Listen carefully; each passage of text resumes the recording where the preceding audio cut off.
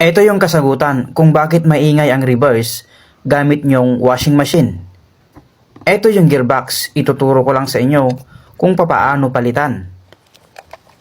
Ito guys yung salarin kung bakit maingay at hirap umikot ang gamit ninyong washing machine. Palitan nyo to. Kung papalitan nyo guys, dapat dalhin nyo itong sample. Ito yung dalhin nyo, ipakita nyo sa electronic supply. So ito yung nabili natin na ipapalit. Ganito lang yung pagpalit guys. Yan.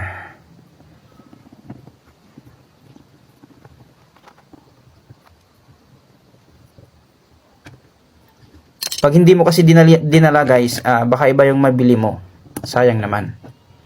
So ganyan lang. Ayos na. Simple lang, di ba?